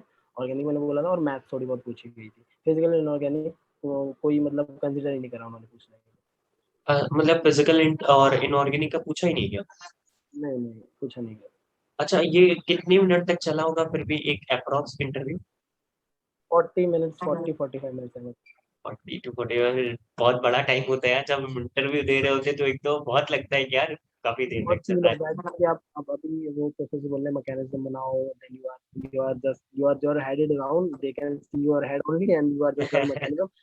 तो वो तो ऐसा हुआ था मेरे साथ एक इंटरव्यू में कि उन्होंने बोला कि just don't keep on writing, say what you are doing. So I was saying कि मैं ऐसे लोन पे डोनेट कर रहा हूँ, ऐसे ऐसे बनाया, and then show me the final mechanism. So मैं बोलते बोलते ड्रॉ कर रहा था पेपर पे, एंड देन उनको दिखाया फाइनल मैकेनिज्म कि कैसे मैं मैकेनिज्म लेके जा। तो ओके। ये चीज़ भी उनको लगा कि हम तुम्हारा हेड देखने के लिए बैठे। तो I am okay, you are okay. Drawing. अच्छा, मैं यहाँ पे एक चीज ये ऐड करूंगा, जो भी स्टूडेंट ये वीडियो देख रहे हैं, तो जो भी क्वेश्चंस ये हम डिस्कस कर रहे हैं, आपको इसका डिस्क्रिप्शन में लिंक मिल जाएगा, तो आप वहां से जाके ओपन करके सब कुछ मिल जाएगा, जो भी क्वेश्चंस है सब पता चल जाएगा आपको क्या क्या क्वेश्चन पूछे गए। ठीक है, उसके बाद मतलब ये तुमने टाइप करके इंटरव्यू दिया, उसके बाद फिर तुमने कौन सा इंटरव्यू दिया? उसके बाद मैंने ऐसा भोपाल का दिया। ओके, उसमें तो 2 राउंड का हुआ था ना इस बार? हाँ, सर भोपाल मतलब उसका इंटरव्यू एक्सपीरियंस अच्छा था, पर अच्छा था। अभी अभी आप इंटरव्यू के बारे में कोई स्टोरी सुनोगे तो आपको लगेगा कि मतलब कि ऐसा मतलब सिलेक्शन मुझे लगता नहीं था कि वो फर्स्ट राउंड के बाद मुझे सेकंड राउंड में कंसिडर करेंगे। लाइक ऐसे भोपाल में फर्स्ट राउंड में हुआ कि पहले ही जो क्वेश्चन थे वो इनऑर्गेनिक थे। इस बार उन्होंने प्रेफरेंस नहीं पूछी, मुझसे प्रेफरेंस नहीं पूछी गई थी। इनऑर्गेनिक प्रोसेस आए, उन्होंने उन्होंने मुझे बोला कि आप ज्योमेट्रीज एक्सप्लेन कर दो वाटर की और BH2 की, कि OH2 में तो वी शेप होता है, वो लोन पेयर रिपल्शन होता है, बॉन्ड पेयर रिपल्शन, क्या? देन BH2 लीनियर होता है। तो ये तो लोन पेयर से कोई 12th क्लास का 12th स्टैंडर्ड का बच्चा भी एक्सप्लेन कर सकता है। बता। आप मुझे एमओटी से अप्रोच करो, मतलब एमओटी ओके। से अप्रोच करके बताओ कि लोन पेयर किस ऑर्बिटल में होगा। और आपने अगर एमओटी डायग्राम पढ़ा है तो उस टाइम पे थोड़ा बहुत मेरे को आइडिया था। तो एमओटी पॉली एटॉमिक मॉलिक्यूल्स की, एक्चुअली हमारे यूनिवर्सिटी सिलेबस में होमो एटॉमिक, और अगर हम हेटेरो में जाते भी हैं तो सीओ मॉलिक्यूल की कूल्टन मॉडल पढ़ाया जाता है ना। और लेकिन वो ये बोल रहे थे कि हमारे अंडर गैट्स को तो हम पॉलीएटॉमिक मॉलिक्यूल्स के बता देते हैं, एमओटी। तो मुझे जितना थोड़ा बहुत पता था वैसा एक्सप्लेन करा उन्होंने। तो थोड़ा बहुत वो सेटिस्फाइड थे मेरे आंसर से, और पर उन्होंने बोला था you need to get back to your fundamental books for this okay. Thing. मैंने कहा ओके सर। ऐसा था कि मतलब थोड़ा बहुत मैं सेटिस्फाई कर पाऊँ, पर पूरा नहीं, ज़्यादा ही थी। एंड देन फिर आया मेरा स्ट्रॉन्ग पार्ट ऑर्गेनिक। तो आई वाज हैप्पी कि, और मुझे ये चीज़ अच्छी लगी कि जो प्रोफेसर थे उन्होंने स्क्रीन प्रेजेंट करी अपनी, कि I am just sharing with my screen, you just look at the question and explain me what will be the product. तो वो जो था क्वेश्चन डायरेक्ट लेडेन से उठाया हुआ था। तो ओके। आई वाज वेरी, हाँ, कि बेसिकली वो डाई फिनॉल रीअरेंजमेंट का क्वेश्चन था कि हमें CF ट्रिपल बॉन्ड OH जो डाइक्लोरो एसिड पर एसिडिक एसिड होता है, तो उसका H पॉजिटिव जो आएगा, देन डाई इनॉन स्टार्टिंग में होगा। अब डिस्क्रिप्शन बॉक्स में मतलब देख लोगे तो समझ में आ जाएगा। तो दो ग्रुप्स थे वहाँ पर, एक एक टर्शरी, एक मिथाइल ग्रुप था और दूसरा आइसो ग्रुप। तो जिसकी इलेक्ट्रॉन डेंसिटी ज़्यादा होती है वो माइग्रेट करता है। माइग्रेटेड एंटीथेलिन में हम ये समझते हैं चीज़ कि जो इलेक्ट्रॉन डेंसिटी ज़्यादा होगी या फिर साइज़ कम होगा, like HPH M 3 degree 2 degree 1 degree ऐसा समझते हैं। तो वही बेसिक वही जानना चाह रहे थे, क्यों माइग्रेट करा, क्योंकि वो इलेक्ट्रॉन डेंसिटी ज़्यादा थी। और फिर कार्बोकेटाइन जो बनेगा वो ज़्यादा स्टेबल बना नहीं बना, क्योंकि वहाँ पे मिथाइल के 3 हाइड्रोजन से वो स्टेबलाइज होगा। तो वो सी वाज वेरी हैप्पी कि मतलब ये पता है सारी। देन अगेन फिर उसके बाद उन्होंने एक सेकंड स्ट्रक्चर दिया जो मैं अभी देख के बोल रहा हूँ। सो उसमें क्या है कि स्ट्रक्चर था, उसमें एक लैक्टोन था, साथ में उस 5 मेंबर रिंग में भी था। और उन्होंने बोला कि अगर मैं इसे H2 में डालूँ तो जो ये एक ग्रुप वो स्टीरियोकेमिकली इनएक्टिव था। तो बेसिकली ओके। स्टीरियोकेमिकली इनएक्टिव तब होगा जब वो कोई sp3 hybridised carbon sp2 hybridisation में जा रहा हो, मतलब प्लेनर हो रहा हो। और प्लेनर का कंसेप्ट वो ये जानना चाह रहे थे, कीटोइनॉल टॉलमेरिज्म के दौरान वो चीज़ क्या होगी, एक sp2 कार्बन बन जाएगा, तो वो स्टीरियोकेमिकली इनएक्टिव बन जाएगा। तो ये ओके। चीज़ भी उनको काफ़ी अच्छी लगी। तो organic organic I was think कि मेरा बेस्ट गया इंटरव्यू। देन उन्होंने हाइपर कंजुगेशन वाला पूछा, तो मैंने सिंपली बता दिया कि अगर कार्बोकेटाइन है तो उसके जो p ऑर्बिटल होंगे वो एम्प्टी होंगे। तो जो कार्बन और हाइड्रोजन के बॉन्ड उसका नेक्स्ट टू कार्बन होगा, उसके कार्बन हाइड्रोजन के सिग्मा बॉन्ड के इलेक्ट्रॉन्स उसमें जा रहे हो। एक चीज़ मैं ज़रूर ऐड करूँगा कि अगर आप ऑर्गेनिक में प्रेफरेंस बोलते हो तो अगर आप उनको एमओटी से समझाओगे ना, तो वो बहुत बहुत ज़्यादा अच्छा लगेगा कि उन्हें कि इसको सारी चीज़ें पता है कि सिग्मा बॉन्ड के इलेक्ट्रॉन कैसे पी ऑर्बिटल में जा रहे हैं। तो okay. MOT approach is must. MOT बहुत ज़रूरी है क्योंकि वही आजकल मॉडर्न में सबसे ज़्यादा एडवांस वही अप्रोच है अभी के लिए। तो this was my inorganic organic part finish हो गया। देन फिज़िकल वाला है। अब फिज़िकल वाले मीन्स मैंने स्टार्ट करा केमिकल पोटेंशियल से। तो मैंने भी बताया कि मैंने फिज़िकल डिवाइस नहीं करा था। तो केमिकल पोटेंशियल सुनते ही मेरा मैंने मेरा मतलब पहले तो मन हुआ कि पहले ऐसे ही सुन लूँ क्वेश्चन, क्या पता हो जाए मुझसे। तो he was asking some two containers, mu1 potential, mu2 potential, p1 p2 some pressure condition, and then Gibbs Helmholtz equation, that was he was asking कि mixing होगा तो केमिकल पोटेंशियल का एक इक्वेशन होता है, और मुझे उससे नहीं याद आ रहा था। तो मैंने ओके। भी बोला कि sir I have not and I'm not much into physical, ऐसा उन्होंने डायरेक्ट बोला। एंड तो उन्होंने बोला see you are applying for integrated PhD, so you have to study both till masters, then after you can go for organic। तो मैंने कहा yes sir, but I have not revise physical at all. So उन्होंने थोड़ा थोड़ा उन्हें खराब तो लगा, बट फिर उनको थोड़ा उन्होंने कैटलिस्ट वगैरह सिखाया था। तो ए प्लस बी रिएक्शन थी and C plus B formation हो रहा था। तो एक्टिवेशन है ना, रॉल्ड्स लो और आयोडीन सॉल्यूशन, ये सारी छोटी छोटी बेसिक तो मैंने वो सारी बता दी थी। तो बस मुझे फिजिकल का ये पार्ट ठीक नहीं लगा कि मैंने उन्हें मतलब ऐसे डिनाई कर दिया। तो आई बस मतलब इतना होप नहीं कर रहा था, पर ये अच्छा लगा था कि के क्वेश्चन का जवाब देता है। देन सेकंड लिस्ट जब आई तो मुझे ठीक लगा कि बात है, सिलेक्शन कर लिया। तो मैं आई वाज श्योर कि मुझे लगता है ऑर्गेनिक के बेस पे सिलेक्ट हुआ होगा मैं, अच्छा, क्योंकि मतलब उनके ये मैंने जब सारे फर्स्ट राउंड हो गया था तो सेकंड राउंड का फर्स्ट राउंड का रिजल्ट कब आया था? फर्स्ट राउंड का रिजल्ट डेट एग्जैक्ट याद नहीं, पर उसके उसके 2 दिन बाद आ गया था। एंड देन उसके 2 दिन बाद मतलब एक दिन गैप देके ही अगला सेकंड राउंड का इंटरव्यू था। मतलब उतना हमारे प्रिपरेशन करने का टाइम नहीं था कि अब सेकंड राउंड में प्रिपरेशन कर। ओके, मतलब जो ओके। तुम्हारी प्रिपरेशन है थोड़ा बहुत ही देख सकते हो तुम नेम रिएक्शन। तो लाइक मुझे थर्सडे को पता चला था कि मेरा सेकंड राउंड में हो गया, सेकंड राउंड का इंटरव्यू देना है, और सैटरडे को मेरा इंटरव्यू था। मॉर्निंग में ओके, सबसे पहले मेरे। Okay. Then then second round में अब अभी फर्स्ट राउंड के लिए क्या था कि कमिटीज थी, 3 कमिटीज थी। सेकंड राउंड के लिए एक ही कमिटी है, और उसमें एचओडी भी थे। लाइक फर्स्ट राउंड में तो सारे डिवाइडेड थे कि आपको नहीं पता कौन से प्रोफेसर क्या है, लेकिन जब सेकंड राउंड हुआ था तब उसमें एचओडी थे, उन्होंने स्टार्ट करा मेरे से क्वेश्चन वगैरह पूछना। एक ऑर्गेनिक के प्रोफेसर थे। देन लाइक जो आई मस्ट नॉट से कि टॉप मोस्ट होंगे, बट वो सारे मेरी कमेटी से अलग थे, हो सकता है वो दूसरी कमेटी में। सारे न्यू न्यू प्रोफेसर थे जब मेरा सेकंड। ओके। तो स्टार्ट एक्चुअली में क्या था कि अंडर प्रोफेसर उन्होंने मुझसे इंट्रोडक्शन दिया, और ये तो थोड़ा बहुत जैम का पूछा कि कैसे क्या रैंक थी, कहाँ से हुई, ये सारी चीज़ें। देन उन्होंने बोला कि आपका स्ट्रॉन्ग पार्ट क्या है, मतलब कहाँ से स्टार्ट करना चाहोगे। तो ओके। अभी लेकिन सेकंड राउंड में आपका प्रेफरेंस दी जा रही है कि आप क्या बोलोगे। यहाँ तो पे फिर मैं एक मैंने चीज ये ऐड करना चाहूंगा, क्योंकि देखो सबका अलग अलग है, सबका इंटरव्यू एक्सपीरियंस अलग है। मैं आइजर भोपाल का 2 से 3 स्टूडेंट का ले चुका, तो उनको फर्स्ट राउंड में भी पूछा गया था, सेकेंड राउंड में। इट्स टोटली डिपेंड्स अपॉन उनका मूड कैसा है। अगर उनको सही लग रहा है तो पूछ ले रहे हैं, जरूरी नहीं कि आपसे पूछा जाएगा या नहीं भी पूछा जाएगा। सो आप ऐसा कुछ प्लान नहीं कर सकते हो कि पूछ भी सकते हैं नहीं भी। पूरा उनके मूड पे डिपेंडेंट है। ओके, सो मतलब सेकेंड राउंड का ये प्रेफरेंस पूछी गई तुमसे फिर?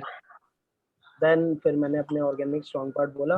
तो फिर जो ऑर्गेनिक के प्रोफेसर थे उन्होंने अपनी स्क्रीन प्रेजेंट करी और एक क्वेश्चन शो करा, जिसमें बेसिकली 2 डिग्री अमीन थी, एल्डिहाइड था, और साथ में एक न्यूक्लियोफाइल दे रखा था। तो जो 2 डिग्री अमीन थी वो एक 5 मेंबर की रिंग थी, और उसमें COH ग्रुप अटैच था। तो वहाँ पर अप्रोच ये थी कि मतलब उन्होंने उन्हें वो मेरी प्रोडक्ट नहीं जानना चाहते थे, बस वो अप्रोच देखना चाहते थे। ठीक। तो अब मैं कंफ्यूज इसलिए हो गया क्योंकि उन्होंने तीनों रिएजेंट साथ में दे दिए थे, वरना हम जब ये सारी चीज़ें पढ़ते हैं तो हम ऐसे पढ़ते हैं 2 डिग्री अमीन एल्डिहाइड से रिएक्शन करके एमिनियम आयन का फॉर्मेशन करेगा। देन वो न्यूक्लियोफाइल अटैच करेगा कार्बन के ऊपर, नाइट्रोजन के पॉजिटिव चार्ज पे नहीं करता, कार्बन के पे करता है क्योंकि उसका LUMO नीचे होता है, मतलब इजिली आई थिंक अटैच होता ये है। कोई एक नेम रिएक्शन है। हाँ, ये नेम रिएक्शन है। मेरे को एग्जैक्ट शायद मैनिक टाइप रिएक्शन बोलते हैं इसको, कि उसमें इनामाइन, कार्बोहाइड्रेट लगता स्टार्क इनामाइन आई थिंक। है, स्टॉक ये एनामाइन। या एग्जैक्ट। तो तो वो अप्रोच देखना चाह रहे थे, तो फिर देन मेरे को फिर थोड़ा रियलाइज हुआ कि ये इनामाइन टाइप रिएक्शन है, तो हम वैसा कर सकते हैं। तो उन्होंने नाइट्रो मैंने फिर अप्रोच बताई उन्हें, मैं मैकेनिज्म ड्रॉ कर रहा था पेपर में और बोल भी रहा था कि नाइट्रोजन का जो लोन पेयर है वो अटैक करेगा जो एल्डिहाइड में दिया गया है, एंड देन वो वापस जाएगा। फिर इसमें इंट्रामोलिकुलर प्रोटॉन ट्रांसफर था, मतलब इसमें ट्विस्ट ये था कि जो 5 मेंबर देगा ना उसके साथ एक COH ग्रुप अटैच था। तो जब हम ओके। अटैक करेंगे तो O नेगेटिव उस कार्बन के एल्डिहाइड वाले नेगेटिव O नेगेटिव पे जाएगा, एंड हम्म। फिर यहाँ पे एक H प्लस ट्रांसफर होगा मॉलिक्यूल के अंदर ही, क्योंकि जो CO माइनस बनेगा ना वो ज्यादा स्टेबल होगा रेदर देन एल्डिहाइड पे CO माइनस हो। या है। तो ये चीज़ उन्होंने बताई, तो the professor was impressed, like उन्हें अच्छा लगा कि ये चीज़ पता उसको। देन एमिनो का फॉर्मेशन हुआ और न्यूक्लियोफाइल ने अटैक करा, तो उन्होंने कहा ओके फाइन। सो अब अगेन वो जो प्रोफेसर ने मुझसे बोला कि आप हाइपर कॉन्जुगेशन एक्सप्लेन कर दो। सो आई वाज वेरी हैप्पी कि फर्स्ट राउंड में भी एंड देन उनका अच्छा, ये तो अच्छी बात है, क्योंकि मैंने जो ये मैं सोच रहा हूँ कि अगर वो चीज़ पहले फर्स्ट राउंड में पूछी है तो जो चीज़ मैंने एक्सप्लेन करी है उसको दोबारा और रिवाइज कर लूँ, क्या पता और इन डेप्थ में कुछ चीज़ें पूछ ली जाए। तो मैंने फिर उन्हें एल्कीन के स्टेबिलिटी से समझाई थी, हाइपरकॉन्जुगेशन और कार्बोकेटाइन की स्टेबिलिटी से भी समझा दी थी। तो ही वाज सेटिस्फाइड देन। फिर उसके बाद जो इनऑर्गेनिक है ना, तो इस बार इनऑर्गेनिक के जो प्रोफेसर थे, I don't remember the name, but उन्होंने उन्होंने बोला कि I am sharing the screen. तो इनऑर्गेनिक क्वेश्चन में भी मुझे ये लगता है कि आप स्क्रीन प्रेजेंट करते हो, पीपीटी वगैरह रहते हो तो काफी किसका टाइम मिल जाता है, क्वेश्चन आपको अच्छे से दिखता है और आप अप्रोच लगा पाते हो। तो उन्होंने स्क्रीन प्रेजेंट करी तो एग्जैक्ट कॉम्प्लेक्स ने मतलब लिख लिया था कॉपी पे, और उसमें number of metal metal bonds पूछे थे। That was CO3 cobalt 3 and then CH and then CO जो का ये कार्बन मोनोऑक्साइड होता है वो 9 उसमें मॉलिक्यूल्स अटैच थे। तो एक ओके। कॉम्प्लेक्स था और नॉनमेटेलिक था। इसमें नंबर ऑफ मेटल मेटल तो हम सिंपली इलेक्ट्रॉन काउंट निकाल के 18 into number of metal atoms that is 3 54 minus 48 divide by 2 so 6 by 3 3 आया था। आई जस्ट सेड कि 3 number of metal metal bonds होंगे and he was says correct and no explanation he was asked, बस I was doing कि कैसे होगा। मुझे लगा कि एक्सप्लेनेशन पूछेंगे कि आपने CH में 3 इलेक्ट्रॉन्स क्यों लिए, लाइक CH4 मॉलिक्यूल होता है तो उसमें नहीं होता, CH लिखा तो 3 कैसे लिए, या CO को आपने 2 कैसे डिफाइन करा। तो ऐसा एक्सप्लेनेशन पूछा, मैंने बोला 3, तो बोला okay correct. Then second question उसके ही जस्ट नीचे था, और वो ये था कि Xenon F6 का स्ट्रक्चर डिस्टॉर्टेड ऑक्टेहेड्रल होता है, जबकि टेलुरियम हेक्साक्लोराइड का स्ट्रक्चर उसका जो लोन पेयर होता है एक्चुअली वो स्टीरियोकेमिकली इनेक्टिव होता है। लिखते तो होते हैं। मुझे एक्सप्लेन करना था कि Xenon F6 तो डिस्टॉर्टेड ऑक्टेहेड्रल होता है, तो उसका रीजन क्या है और इसका एक परफेक्ट ऑक्टेहेड्रल CL6 का क्या रीजन है। तो उसको मैंने एक्सप्लेन कर दिया था कि वहाँ का जो टेलिडोमस का साइज बहुत ज़्यादा है, उसका लोन पेयर इतना ज़्यादा डिस्टॉर्शन नहीं पैदा कर पाता, लोन पेयर न्यूक्लियस के पास ही रह जाता है क्योंकि इफेक्टिव न्यूक्लियर चार्ज बढ़ जाता है। एंड देन Xenon F6 में ऐसा केस पॉसिबल नहीं है, उसका लोन पेयर एक फेज से बाहर निकल रहा होता है, इसलिए ऑक्टेहेड्रल थोड़ा डिस्टॉर्टेड हो जाता ओके। है। तो ही वाज आल्सो सेड। तो इनऑर्गेनिक ऑर्गेनिक काफ़ी अच्छा गया। मैं मेरे को लग रहा था कि मतलब मैंने अपनी तरफ से 100% दिया है और ऐसा कोई कुकिंग में मैं अटका नहीं था, तो it was going good. Then then physical teacher, then again he was relying on, अब जैसा आप प्रेफरेंस बोल देते हो ना, तो वो आपका लास्ट जो या लीस्ट प्रेफरेंस टॉपिक है ना उससे बेसिक्स भी पूछते हैं, कभी ऐसा डीप में नहीं जाने वाले, आपको पता है कि आपका स्ट्रॉन्ग टॉपिक उन्होंने नहीं बोला है। तो वो बेसिक कैलकुलस वगैरह पूछा, हैमंड्स पोस्टुलेट पूछा, एंडोथर्मिक रिएक्शन एक्सोथर्मिक रिएक्शन में कैसे ग्राफ्स होते हैं, एंडोथर्मिक रिएक्शन में कैसे हाई एनर्जी या जो लो एनर्जी में जा रहा है कैसे एनर्जी अब्सॉर्ब हो रही है, तो जो हम ग्राफ बनाते हैं एनर्जी वर्सेस रिएक्शन कोऑर्डिनेट का, वो सब पूछा था। देन वो इजी थी, मुझे चीज़ इजी लगी, बेसिक पूछा। देन अब मेरे को ये चीज़ नहीं लगी कि अब एचओडी ने मुझसे सवाल करे थे लास्ट में, सारे क्वेश्चन मैंने जब आंसर दे दिए, एचओडी से उन्होंने अगेन क्वेश्चन पूछे कि आप BF3 BCl3 और BBr3 की एसिडिटी एक्सप्लेन कर दो। तो मैंने एसिडिटी एक्सप्लेन करी थी इस केस में कि BF3 में ज़्यादा अच्छा एलिमिनेशन होता है क्योंकि बोरोन और फ्लोरीन की जो ऑर्बिटल है वो सेम साइज पे तो अच्छी खासी ओवरलैप होती है, तो वहाँ पर BF3 फ्लोरीन का लोन पेयर डोनेट करता है तो उसकी एसिडिटी सबसे कम होती है, और फिर BCl3 की BCl की ज़्यादा एसिडिटी होती है। तो अच्छा, ये इसका क्वेश्चन गेट का इस भी था क्वेश्चन में जब, थोड़ा सा कंफ्यूजन होता है कि हम सोचते हैं फ्लोरीन है, हाँ हाँ उसकी इलेक्ट्रोनेगेटिविटी ज्यादा होती है, तो डायरेक्टली हम अक्सर ये बोल देते हैं। हाँ, हर कोई मतलब अगर कोई 12th स्टैंडर्ड का या फिर मतलब उतना ज़्यादा थोरोली रिवीजन नहीं करा या बैक बॉन्डिंग का कंसेप्ट क्लियर नहीं है उसके नहीं अंदर, क्लियर तो नहीं वो ये आंसर दे सकता है।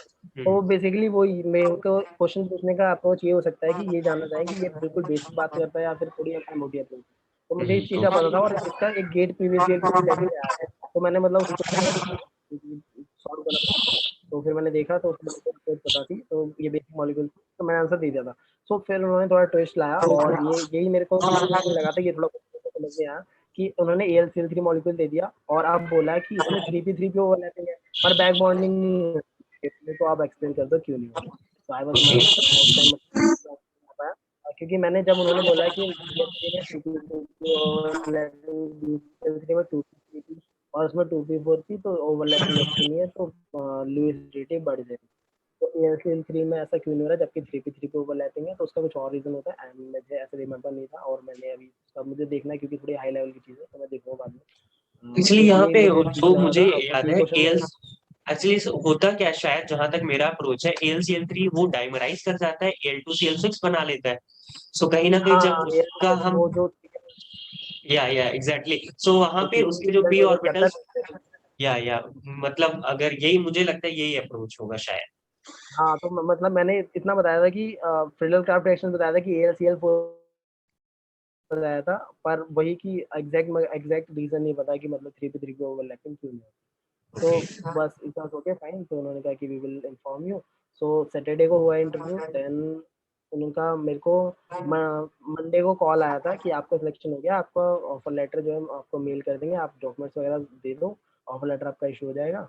सो मुझे उस टाइम लग रहा था कि ये लोग लाइक अभी मतलब सब कुछ फाइनल कर देंगे, एडमिशन दे देंगे, क्योंकि आई वाज नॉट श्योर, मुझे टाइम चाहिए था कि मुझे ओके कहाँ जाना है। हाँ, तो फिर मैंने कहा sir I need time to decide. उन्होंने कहा कि ऐसा कुछ नहीं है कि आप डॉक्यूमेंट दोगे तो आपका एडमिशन हो जाएगा, I just need to verify.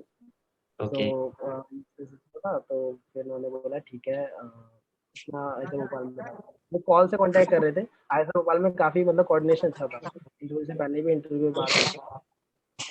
Okay so मतलब अच्छा ये बताना यार, जब मतलब कॉल आया था तो कैसी फीलिंग थी यार, मतलब दो राउंड का इंटरव्यू देने के बाद की लाइक सिलेक्शन हो पहले पहले मैं सरप्राइज ये था क्योंकि उन्होंने बोला कि तुम्हें संडे को कॉल नहीं आया कहीं पे ऐसे भोपाल से। मैंने कहा नो सर। तो उन्होंने बोला कि नहीं, आपका सेकंड राउंड भी क्लियर हो गया है, लिस्ट आपने देखी? मैंने कहा नो सर। तो फिर तो कहा, तो मुझे मतलब ऐसा लग रहा था कि जो ऑर्गेनिक या जो टाइम तुमने डिवोट किया है उसका थोड़ा रिजल्ट आता है, और मतलब आप एग्जाम दे लो, एग्जाम में क्वालिफाई करो, रैंक आते हैं, वो एक अच्छी बात है कि आप कर ले रहे हो। लेकिन जब इंटरव्यू से तो प्रोफेसर ऐसे पूछता है, कोई सीनियर टीचर जो कि आपके फील्ड में ऑलरेडी 10 to 15 ईयर से है, तो वो उसके क्वेश्चन के आप आंसर दे पाओ, तो आपको लगता है कि यस हाँ, अभी बहुत कुछ अचीव करना, और साथ में कुछ अचीवमेंट है, तो थोड़ा कॉन्फिडेंस बिल्डअप होता है। तो बहुत कॉन्फिडेंस आया था कि मतलब आपने इतने सारे उसमें सिलेक्ट हुआ फाइनली, तो अच्छा था।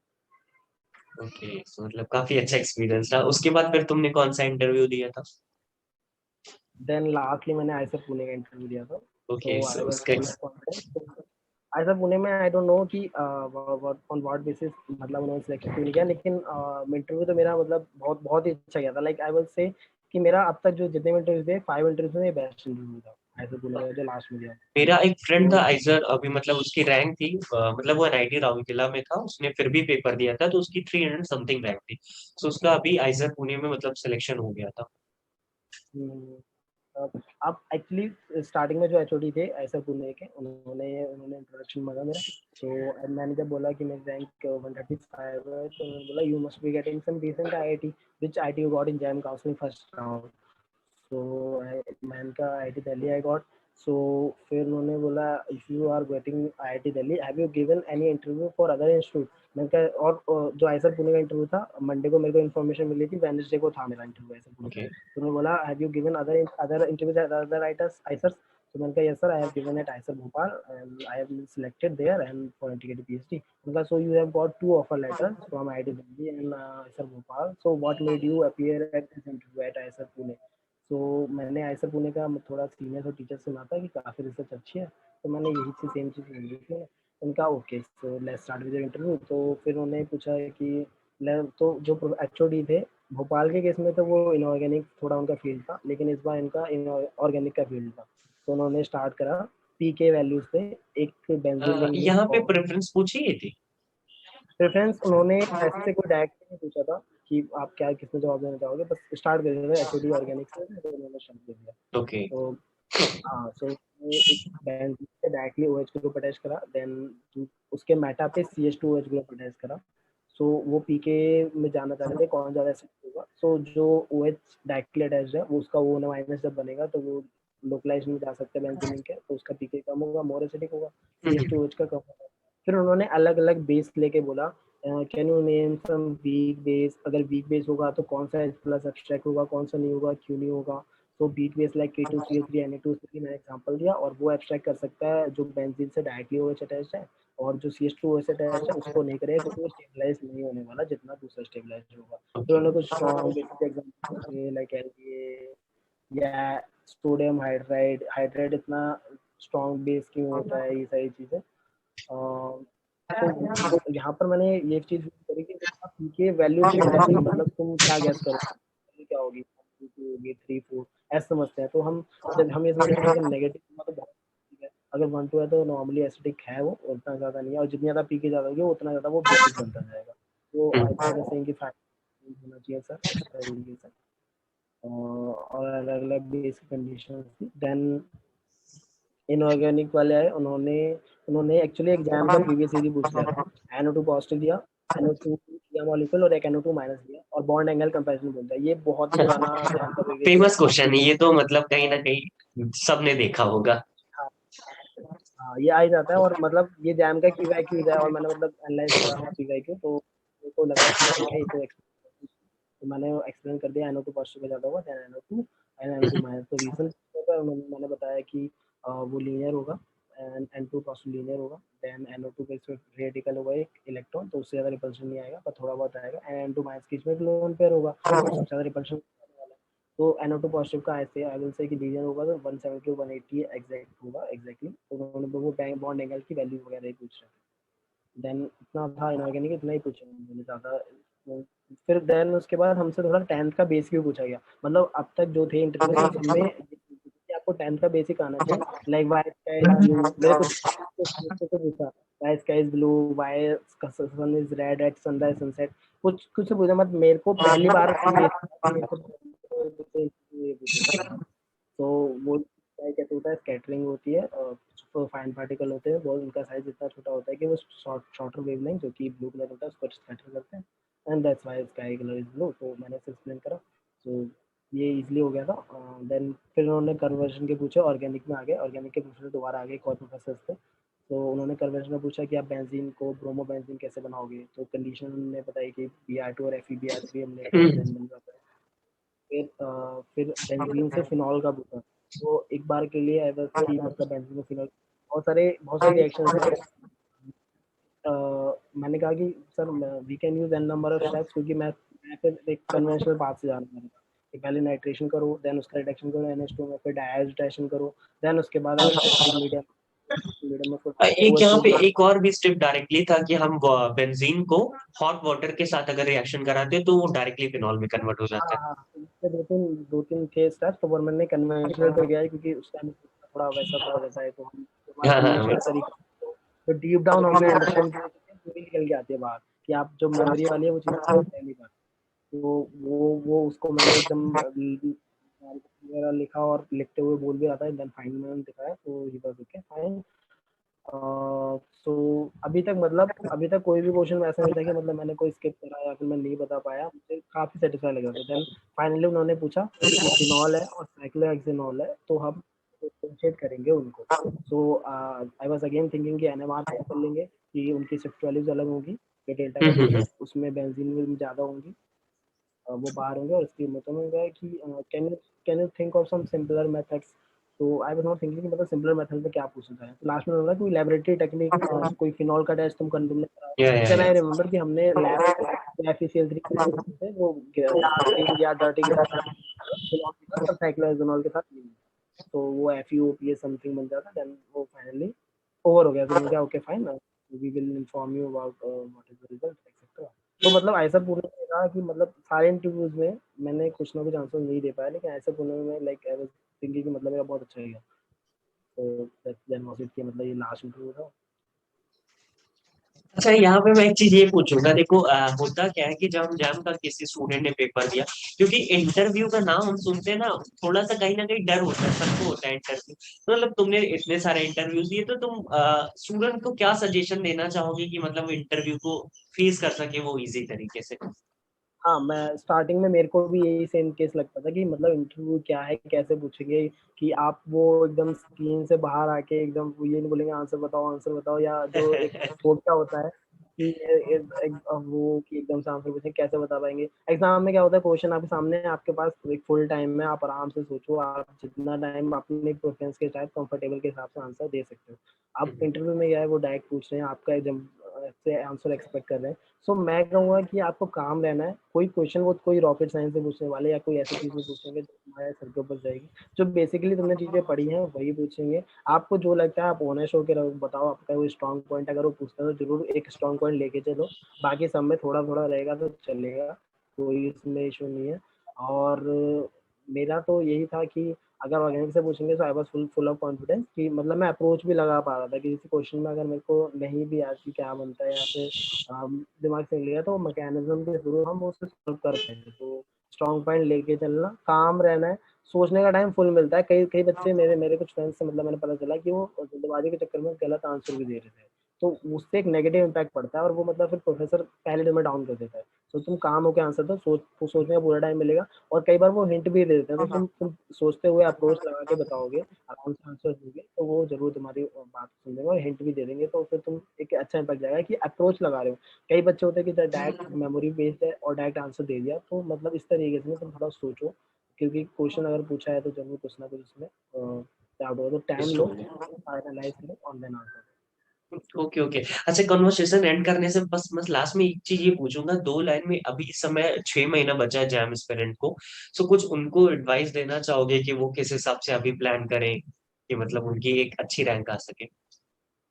मैं ये बोलूँगा कि मेरा तो सिलेबस जल्दी खत्म हो गया था, पर आप लोग सितंबर अक्टूबर कर लेना फिनिश, और जो छोटे-मोटे टॉपिक है उनको लेट में करोगे या जो मेमोरी ज़्यादा माँगते हैं उनको लेट में करना है, कोई इश्यू नहीं रहता, क्योंकि उनका रिवीजन ज़्यादा चाहिए होता है। मेरे टाइम रिवीजन ज़्यादा अच्छा हो गया था, रिवीजन मस्ट है। हमारा जैम का सिलेबस उतना ज़्यादा नहीं है, लेकिन रिवीजन ज़रूर करोगे, रिवीजन जितनी ज़्यादा बार करोगे उतना ही बेनिफिट मिलेगा, क्योंकि एग्ज़ाम में तुम्हारी रिकॉलिंग पावर चेक होगी, कैसे तुम फॉर्मूला रिकॉल कर पाते हो या नहीं कर पाते हो। तो ये चीज़ बेस्ट है। तो रिवीजन करते रहो, कंसिस्टेंसी मेंटेन रखना। और टेस्ट सीरीज बहुत इंपॉर्टेंट है। एक चीज़ बोलूँगा कि टेस्ट सीरीज जब दो तो कोई एक भी पेपर एक दिया है तो उसके सारे क्वेश्चन के कंसेप्ट या सारे क्वेश्चन कैसे करने हैं तुम्हें उसका क्लियर होना चाहिए, तभी नेक्स्ट टेस्ट में जाना। वरना ऐसे एक पूरा एक बल्ज बन जाएगा, एक बहुत ज़्यादा बल्क बन जाएगा और तुम सॉल्व नहीं कर पाओगे। और एक टेस्ट की नई कॉपी बना लो, तो वो चीज़ बेस्ट रहेगी, तुम्हारे एग्जाम टाइम अप्रोच और बाद में अप्रोच क्लियर हो जाएगी, तो काफ़ी इंप्रूवमेंट आएगा मार्क्स में तुम्हारा। ओके। सो मतलब तुम्हारा भी काफी अच्छा एक्सपीरियंस रहा। मैं स्टूडेंट को एक चीज ये कहूंगा कि आप अगर जो भी स्टूडेंट ये वीडियो देख रहे हैं, सो अगर आपको कुछ भी क्वेरी होता है तो आप कमेंट्स में पूछ लेना। हम ट्राई करेंगे कि कमेंट्स के रिप्लाई कर सके।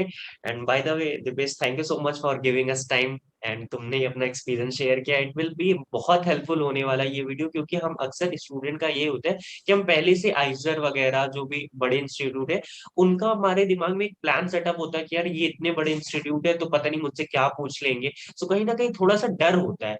सो ये इंटरव्यू लेने का यही मकसद था, बेसिक पर्पस यही था कि बहुत ही बेसिक लेवल के जो आप पढ़े हो वही क्वेश्चन पूछे जाते। आपने इस क्वेश्चन सुना भी कि देखा कि किस तरीके से क्वेश्चन पूछा गया, बहुत हाई लेवल नहीं पूछ रहे थे।